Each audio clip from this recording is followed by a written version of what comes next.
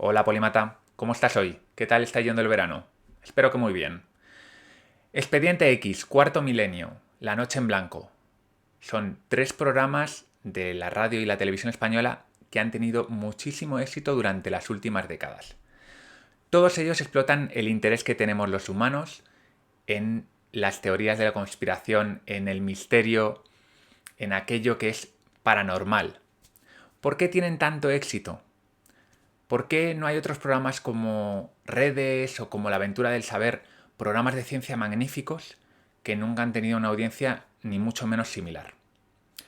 Uno de los motivos es que nos encanta la novedad, lo desconocido, lo invisible. ¿Y qué hay más novedoso que algo sobrenatural, que algo paranormal? Absolutamente nada. Pero nuestro gusto por lo desconocido no es el único motivo. Hay otras razones que tienen que ver con cómo vemos el mundo, con la forma en que nuestro cerebro procesa la realidad. Vamos a verlas.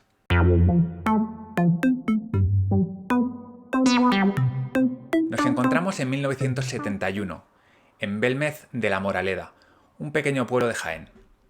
María, una de las vecinas, una señora mayor, encuentra caras en el suelo de su cocina y avisa a sus vecinas. A los pocos días, los medios se empiezan a hacer eco de la noticia y se forma un revuelo enorme. María, la dueña, con cierto miedo, como es lógico, le pide a un albañil que rasque el suelo de la cocina y que eche yeso encima para que desaparezcan las caras. Pero a los pocos días, las caras vuelven a surgir, no solo en el suelo, sino también en las paredes. Algunos expertos en parapsicología visitan la casa de María y dicen que es un fenómeno paranormal increíble. De hecho, ha sido conocido como uno de los grandes fenómenos paranormales del siglo XX. Hay tanto revuelo que incluso se llega a llamar al CSIC para que analice las pruebas y vea si hay algún tipo de fraude. El CSIC acude y no ve ningún fraude en las caras, no parece que haya ningún tipo de manipulación.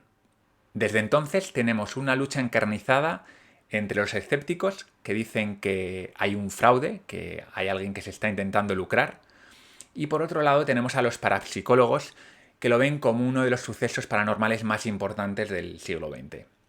¿Quién tiene razón?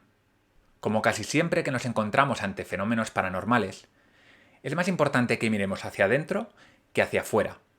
Es nuestra mente la que a menudo se confunde y tiende a ver cosas que no están realmente ahí. Nuestro cerebro tiene tendencia a ver patrones en la naturaleza, y sobre todo cuando se trata de ver caras. De hecho, existe una parte en el cerebro, llamada área fusiforme de las caras, que está especializada en el reconocimiento de patrones, en el reconocimiento de patrones faciales. Gracias a ella, somos expertos desde que nacemos en reconocer caras y emociones en la gente que nos rodea. Pero como se puede ver en Belmez, no solo en la gente que nos rodea, sino en casi cualquier cosa que pueda asemejarse a una cara. Como cualquier mecanismo mental que prioriza la velocidad sobre la calidad, a veces vemos caras donde no las hay. A este fenómeno se le llama pareidolia, y a pesar de su extraño nombre, es un fenómeno que tú y yo experimentamos todos los días.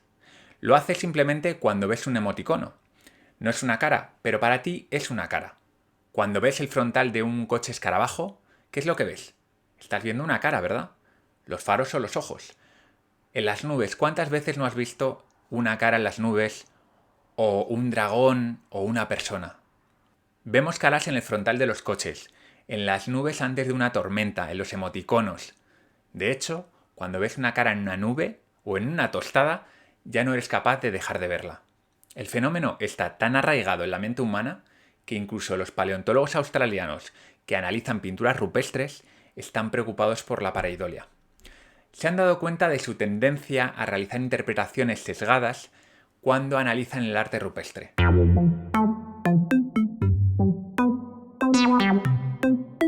Ahora que conocemos la pareidolia, podemos entender por qué hay personas que piensan que hay o que ha habido civilizaciones en Marte. Según el escritor Richard Hoagland, la llamada cara de Marte, que es una montaña que ha sido fotografiada por la Viking desde el aire y que recuerda a una cara humana, podría ser un monumento de una civilización antigua marciana. En el relato de Hoagland podemos intuir otro de los sospechosos habituales de la mente humana: la búsqueda casi enfermiza de causas y de sentido. La búsqueda continua de patrones no se limita solo a la percepción de caras. La cuestión es mucho más profunda e importante. Los seres vivos, y muy especialmente los humanos, vemos patrones en todas partes. La pareidolia es solo un tipo más de apofenia, un término acuñado por el psiquiatra Klaus Conrad para referirse a nuestra tendencia a buscar patrones incluso en sucesos aleatorios. Es decir, a encontrar relaciones entre elementos, hechos o cosas que no tienen ninguna relación entre sí. John Cohen dijo: "Nada es tan extraño para la mente humana como la idea de aleatoriedad".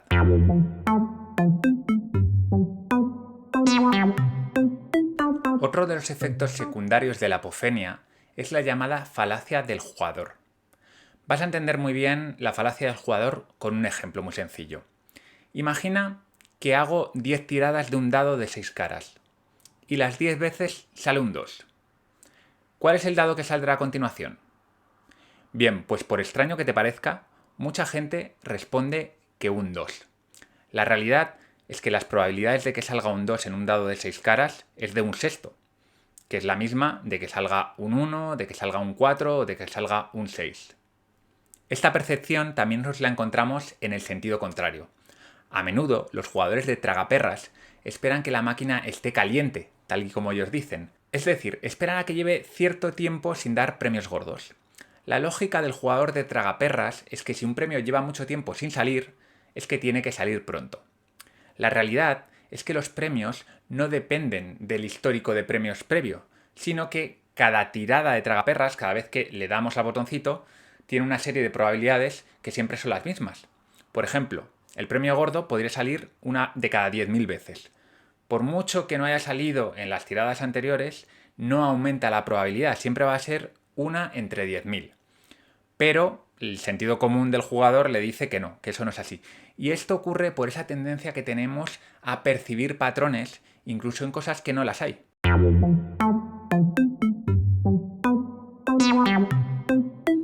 Pero la pregunta que nos hacemos, muy lícita, es ¿por qué nos engaña nuestra mente?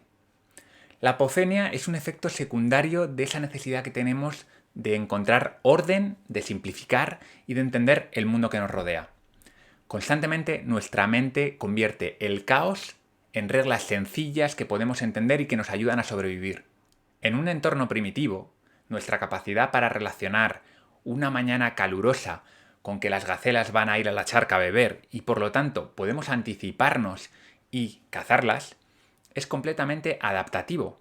Lo mismo pasa cuando vemos nubes de tormenta en el horizonte, oscuras, densas, y vamos a buscar la cueva más cercana para guarecernos de la tormenta. También es adaptativo porque una tormenta muy potente que nos pille fuera podría incluso acabar con nuestra vida.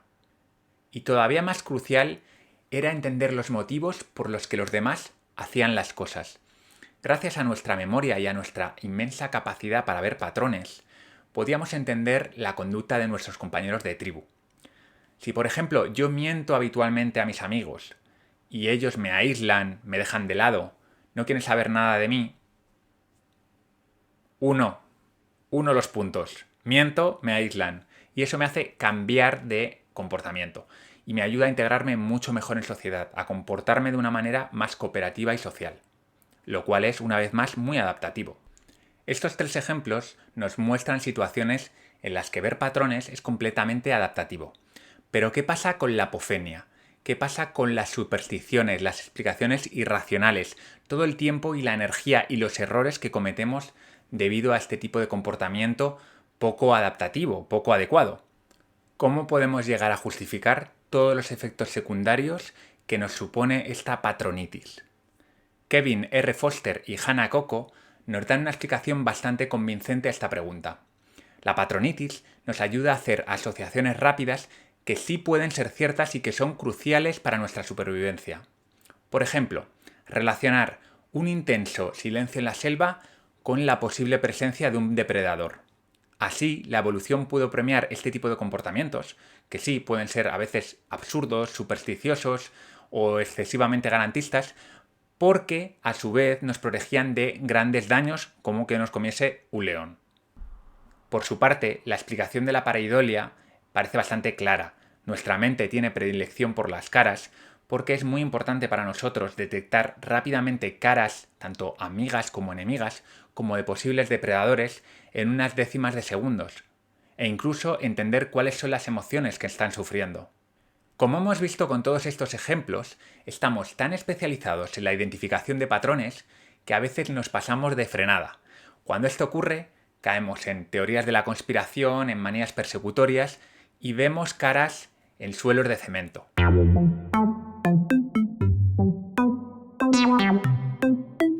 Hasta ahora hemos visto que nuestra tendencia para ver patrones en todas partes es un mal necesario. Digamos que es como un caballo que nos lleva habitualmente a todos los sitios de forma rápida y ágil, pero de vez en cuando nos tira al suelo. Sin embargo, a veces estas caídas tienen unos resultados bastante lamentables. Vamos a ver un par de ejemplos que suelen ocurrir en el mundo moderno. Te voy a poner un par, pero en realidad hay muchísimos más. Los analistas profesionales se encuentran todos los días con datos de los que tienen que extraer información útil. Mucha de esta información se usa para hacer predicciones de futuro. Pues bien, esto es algo difícil de hacer, muy difícil de hacer, incluso para los expertos. Los analistas a menudo interpretan mal esta información porque pueden ver cosas que realmente no están ahí. También caen en la falacia del jugador viendo patrones de pasado, viendo patrones históricos y pensando que el futuro va a repetir estos patrones. No es raro que se dejen llevar por su instinto y la acaben pifiando. La ciencia intenta evitar esto utilizando rigurosos análisis estadísticos, muestras bastante grandes, revisiones por pares, pero también los científicos sufren de la patronitis. Otro problema moderno derivado de la apofenia es el autodiagnóstico de enfermedades. Internet nos ofrece infinidad de información médica. Eso ha hecho que muchos de nosotros utilicemos Google cuando tenemos síntomas. Buscamos una causa, una explicación, un sentido a lo que nos pasa. Y efectivamente, encontramos causas, pero probablemente sean causas erróneas.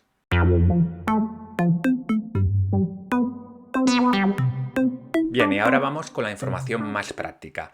¿Qué podemos hacer para evitar la apofenia? Bueno, siempre que hablamos de estos temas, os digo que no podemos hacer nada para evitar al 100% los sesgos cognitivos, ni caer en falacias, y por supuesto la apofenia tampoco. Son mecanismos del cerebro que tenemos muy arraigados en nuestra biología y que por lo tanto tenemos cierta tendencia a caer en ellos. No pasa nada. Vamos a ver algunas cosas que podemos hacer para mitigarlo. En primer lugar, ser muy consciente. Porque si cuando yo estoy en una situación como la que he comentado antes de un autodiagnóstico y digo, cuidado Val, quizá estás cogiendo estos síntomas y estás sacando conclusiones erróneas porque lo que quieres es encontrar un patrón, un sentido a todo esto que te está ocurriendo, quizá tiene algo que ver con la apofenia. Bueno, en ese momento mi córtex prefrontal, la parte más razonable, más racional de Val, está cogiendo las riendas. Y esto es gracias a que conozco que existe este fenómeno. Por lo tanto, ser consciente de que existe la apofenia y de que constantemente estamos cayendo en ella, o muy habitualmente, ya nos va a ayudar en cierta manera. Por otro lado, cuando nos encontramos ante una teoría de la conspiración, ya sea del Club Bilderberg o sobre las vacunas, es útil tener a mano dos navajas. La navaja de Occam es un principio que nos dice que en igualdad de condiciones entre dos explicaciones, la solución más sencilla suele ser la más probable. Es decir, que si hay dos explicaciones sobre la cara de Marte, una es que una civilización extraterrestre fue a Marte y hizo una especie de monumento para dejar constancia de que estuvo allí o porque tenía alguna creencia religiosa o similar. Esa podría ser una explicación. Y la explicación con la que está compitiendo es que simplemente es una montaña que por azar tiene determinadas formas, que arrojan determinadas sombras que puede parecer una cara, además sabiendo que sufrimos de pareidolia y que tendemos a ver caras en todas partes. ¿Cuál de las dos explicaciones te parece la más sencilla? Bueno, pues la navaja de Occam nos dice que la más sencilla es la explicación de la montaña, por lo tanto, a priori será la más probable. La segunda navaja, y una de mis favoritas, es la navaja de Hanlon. Es un principio que nos invita a no atribuir a maldad lo que podemos atribuir a la estupidez humana.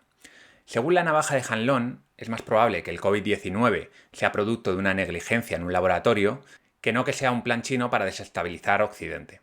Además, si trabajas analizando datos o simplemente quieres tener un conocimiento más real del mundo que te rodea, necesitas aprender los conceptos básicos estadísticos y probabilísticos y intentar usarlos con mucho rigor. Necesitas entender cuándo una muestra es suficientemente grande para extraer conclusiones. Necesitas poder calcular los márgenes de error, conocer cuándo las diferencias entre datos son estadísticamente significativas. Ten en cuenta que no hemos sido diseñados para hacer análisis complejos y por lo tanto tenemos que hacer un esfuerzo extra para poder hacer este trabajo adecuadamente. Y la intuición en este tipo de situaciones en los que la evolución no nos ha diseñado para ellas, la intuición no suele ser una buena compañera. Aquí tenemos que tirar del córtex prefrontal. Y para terminar te recomiendo que seas escéptico. La actitud escéptica es algo que suele irritar a la gente que nos rodea, pero te aseguro de que te va a evitar muchísimos problemas, muchísimos análisis superficiales, hacer asociaciones apresuradas y cometer errores. Cuando queremos ver algo, normalmente sufrimos más de apofenia, es decir, si tú vas a un análisis con una intención previa, con una idea previa de lo que quieres encontrar, es mucho más fácil que lo acabes encontrando. ¿Cómo puedes intentar evitar esto? Pide ayuda a los demás. Pide ayuda a alguien que no esté involucrado en ese análisis y que no tenga ningún incentivo por encontrar lo que tú quieres encontrar. Ten cuidado también cuando te pidan algo. Cuando tu jefe te pide algo y ya sabes que él quiere encontrar algo, también es muy fácil que acabes viendo ese algo. Y por lo tanto, una vez más, tienes que estar muy atento y no caer en la apofenia.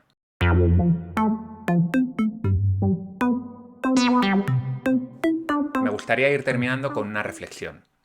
Las teorías de la conspiración y los misterios siempre van a estar ahí. Son parte de nuestra naturaleza. Explotan nuestra increíble habilidad para ver patrones. Algo que nos ha hecho tener éxito evolutivamente y que nos ha ayudado como especie. Y que en nuestro día a día nos ayuda a manejarnos.